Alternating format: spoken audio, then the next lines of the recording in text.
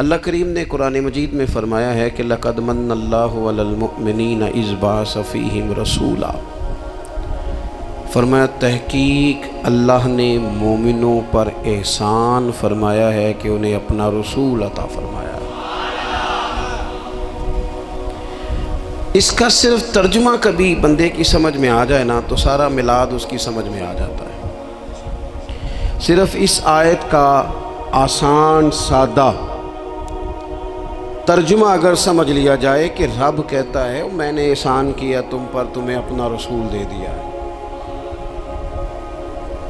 وہ دو عالم کی رحمت ہیں، وہ جہاں چاہتے وہیں رہتے، یہ تو ان کی مہربانی ہے کہ یہ عالم پسند آیا۔ نبی پاک صلی اللہ تعالیٰ علیہ وسلم ہمارے اوپر رب کا سب سے بڑا احسان ہے، اور اللہ تبارک و تعالیٰ نے سسکتی، تڑپتی، بے چین، پریشان، تکلیف میں مبتلا اپنی مخلوق پر رحم فرمایا اور رسول کریم عطا فرمائے۔ نبی پاک صلی اللہ تعالیٰ علیہ وسلم کی تشریف آوری نے ایک ایک ذرے پر احسان کیا، حضور سے ایک ایک نگر، ایک ایک پتا فیضیاب ہوا، لیکن بعض چیزیں ایسی ہیں جنہیں خصوصی طور پر سرکار نے نوازا، بعض معاملات پر خاص کرم نوازی حضور نے فرمائی۔ ایک اہم مسئلہ ہے عقیدے کا مسئلہ۔ جس بندے کا کوئی عقیدہ نہیں نہ ہوتا، کوئی نظریہ نہیں ہوتا، کوئی اس شخص کا خاص مزاج نہیں ہوتا سمجھنے والا، ماننے والا، وہ بندہ بھی بیچارہ کوئی زندگی کا لطف نہیں اٹھا پاتا۔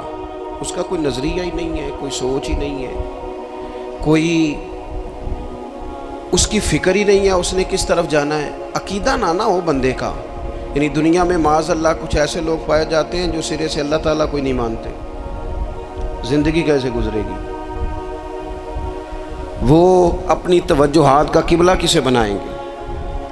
اور پھر دنیا میں کچھ لوگ ایسے گزرے جو کئی خداؤں کے قائل، کئی، اور پھر اہل عرب کا تو یہ حال کہ 360 بتوں کے سامنے جھکتے۔ مجھے بتائیے جس بندے کو یہی خبر نہ ہو میرا خالق اور مالک کون ہے، جس کو یہی پتہ نہ ہو کہ میرا رزق کہاں سے آتا ہے، میں نے مانگنا کہاں سے، جس سے یہ خبر ہی نہ ہو کہ میری دعاؤں کا رخ کس طرف ہونا چاہیے، اس کی بھی کوئی زندگی ہے؟ نبی پاک علیہ السلام نے سب سے بڑا احسان یہ فرمایا ہے کہ ہمیں عقیدہ توحید سکھایا ہے۔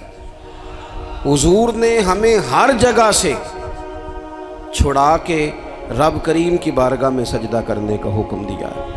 عرب کے لوگ جو تھے وہ بڑی بڑی وہم کا شکار تھے، بڑی بڑی اوہام پرستی کا شکار تھے۔ یہ آج کل بھی وہم بہت زیادہ ہے نوجوانوں میں، یعنی کوئی فیصلہ پکا ہے ہی نہیں، کوئی پکی بات ہی نہیں کرتے، یہ کر لوں کہ نہ کروں،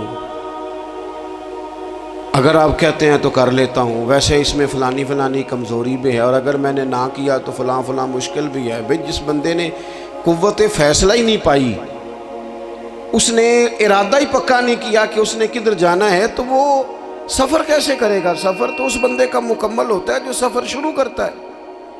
عرب کے لوگ بھی بڑے بڑے اوہام پرستی کا قائل تھے۔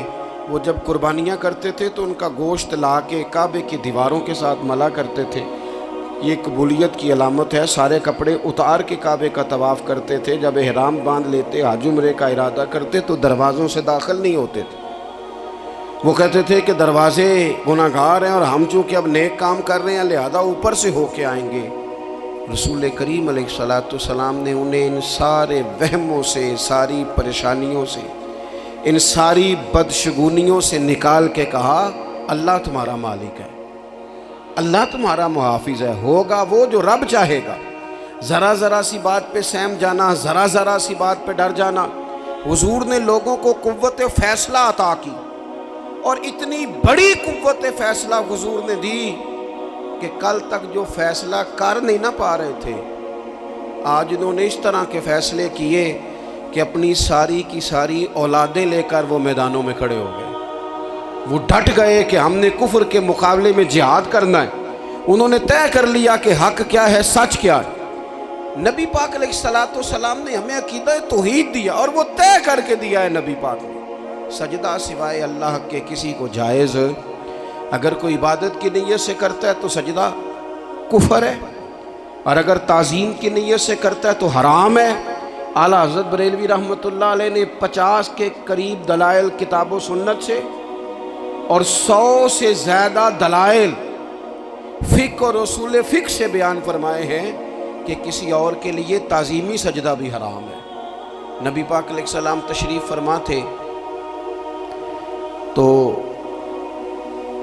کچھ جانوروں نے آ کے حضور کے قدموں پہ سجدہ کیا، پیش نظر ہے وہ نوبہار، اور سجدے کو دل ہے بے قرار، روکیے سر کو روکیے، یہی تو امتحان ہے۔ کچھ جانوروں نے جب سجدہ کیا تو صحابہ عرض کرنے لگے یا رسول اللہ صلی اللہ تعالیٰ علیہ وسلم ہمارا بھی دل کرتا ہے، تو حضور نے فرمایا بھی سجدہ سوائے رب کے کسی کے لیے جائز نہیں ہے، ہاں اگر جائز ہوتا تو میں خاتون سے کہتا کہ اپنے شوہر کو سجدہ کرے۔ نبی پاک علیہ السلام نے حد بندی کر دی۔ اور پھر دیکھیں یہ جو ہم میلاد مناتے ہیں نا، یہ میلاد اللہ تعالیٰ کی توحید کا بہت بڑا اعلان ہے۔ ہم کہتے ہیں نبی پاک کا میلاد ہوا، جس کا میلاد ہوتا ہے وہ خدا نہیں ہوتا، جو پیدا ہوتا ہے وہ رب۔ جب ہم میلاد منا رہے ہوتے ہیں تو ہم یہ بتا رہے ہوتے ہیں بھئی حضور خدا نہیں، حضور تو 12 ربیع الاول کو پیدا ہوئے، تو جو پیدا ہو رب پیدا، لم یلد ولم یولد، اللہ تبارک و تعالیٰ پیدا نہیں ہوتا، مالک تو ازلی ابدی شانیں رکھتا ہے۔ اس لیے عقیدہ توحید بندے کو مضبوط کر دیتا ہے۔ انسان جب عقیدہ توحید والا ہو جاتا ہے، اور نبی پاک علیہ السلام دنیا میں رب کی طرف بلانے آئے، وداعیا الی اللہ باذنہ وسراجا منیرا، حضور نے لوگوں کو اللہ کی جانب دعوت دی۔ جب انسان توحید والا ہو جاتا ہے تو مضبوط ہو جاتا ہے، وہ کسی سے نہیں ڈرتا، وہ سمجھتا ہے ہونا تو وہ ہے جو میرا رب چاہے گا، مجھے پریشان ہونے کی ضرورت کیا ہے۔ پھر اس کا بھروسہ بھی اللہ تعالیٰ پر، اس کی امیدیں بھی اللہ رسول سے، اس کی توجہات کا قبلہ بھی سارا ادھر ہی۔ تو حضور نے لوگوں کو عقیدہ دیا، مضبوط کیا۔ رسول پاک صلی اللہ تعالیٰ علیہ وسلم نے ذہنوں کو پختگی عطا فرمائی۔ تو سب سے بنیادی چیز حضور کا جو احسان ہے وہ عقیدہ ہے۔ پھر بعض خاص طبقات پر حضور نے خاص احسان کیا۔ آج بھی پوری دنیا میں ڈھنڈورا پیٹا جاتا ہے عورتوں کے حقوق کا، پوری دنیا کے اندر، اور بعض لوگ عورتوں کو بڑا دھوکہ دیتے ہیں، کہتے ہیں تمہیں حق نہیں ملتے لہٰذا تم سڑکوں پہ آ جاؤ، معاذ اللہ، تمہیں حق نہیں ملتے لہٰذا تم معاذ اللہ بازاروں کی رونق بن جاؤ۔ عورتوں کو بڑا پریشان کیا جاتا ہے حقوق کے تعلق سے۔ نبی پاک علیہ السلام کی آمد سے پہلے کوئی خاتون کے ساتھ سلوک اچھا نہیں کیا جاتا تھا، اس کا کوئی جائیداد میں حصہ نہیں تھا۔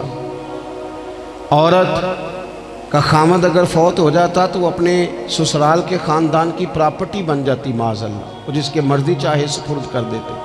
ہندوستان کے بعض علاقوں میں ایسی کبھی رسمیں بھی پائی جاتی تھی کہ بعض عورتیں اپنے خامد کے ساتھ جل جانا مناسب سمجھتی تھی کہ بعد میں کوئی زندگی تو ہوگی نہیں، اور بیوہ خاتون اور طلاق یافتہ خاتون، اس کے بارے میں تو لوگوں کا خیال تھا کہ شاید یہ خاتون بالکل سوسائٹی اور سماج کا حصہ ہی نہیں ہونی چاہیے۔ قربان جائیں، یہ اعزاز میرے نبی پاک نے دیا ہے۔ حضور نے پہلی شادی ہی اس خاتون سے کی ہے جن کا پہلے بھی نکاح ہو چکا تھا، اور خاتون کو حضور نے حقوق دیے، جائیداد میں حصہ دیا۔ کہا جو بیٹیوں کی بہنوں کی پرورش کر کے آئے گا اور اچھی پرورش کر کے انہیں روانہ کر دے گا، جس طرح میری 2 انگلیاں جڑی ہوئی ہیں میرے ساتھ جڑ کے جنت میں جائے گا۔ اور ایک روایت میں فرمایا کہ جب کسی کے ہاں بیٹی پیدا ہوتی ہے نا تو اللہ فرشتوں کو بھیجتا ہے، اور وہ اس کے گرد کھڑے ہو جاتے ہیں اور گھر والوں کو سلام کہتے ہیں، اور کہتے ہیں یہ ضعیفہ ایک ضعیفہ سے پیدا ہوئی ہے، یہ کمزور، یعنی صنف کے لحاظ سے کمزور نازک بچی ایک نازک ماں سے پیدا ہوئی ہے۔ فرشتے کہتے ہیں جو اس کی پرورش کرے گا نا، اللہ قیامت تک اس کی مدد کرے گا، اس کی ہمیشہ مدد ہوتی رہے۔ اور نبی پاک صلی اللہ تعالیٰ علیہ وسلم کی خدمت میں آ کے جب خواتین نے کہا تو نا یا رسول اللہ